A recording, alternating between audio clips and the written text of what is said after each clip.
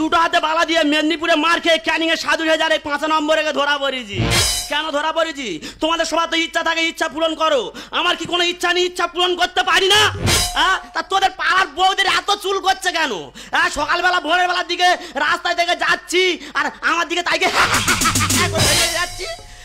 আবার বললে তোরা মুখে মুখে তর্ক করবি দাদা, তারা সারা রাত একটু ঘুমিয়েছে, ভোরের বেলা একটু প্রেম ভালোবাসা করতেছে, কারণ তোদের চোখে সহ্য হচ্ছে না। আবার বলছি ও মূর্খ, ও ডেংরা, ও কি করবে? এ মূর্খ কার বলে রে দাদা? যে 5 সেকেন্ড ইয়ার ফেল হয় সে কোনোদিন মূর্খ হয়? 5 সেকেন্ড ইয়ারটা বুঝলে না? তাহলে শোনো, আমি 5-এ ভর্তি হয়েছি, যাচ্ছি, যাওয়ার পথে শারীরিক পুচপুচে হাগার জন্য পরীক্ষায় বসতে পারি না, ফেল। আবার দ্বিতীয়বার ভর্তি হলাম, স্যার বলেছে, বলে বাবা খোকা ইংলিশ পরীক্ষা যা লিখবে সব প্রথম বড় হাতে লিখবে। দাদা পরীক্ষায় বসে দুটো হাতের দিকে তাইকে আছি, কোনটা বড় আর কোনটা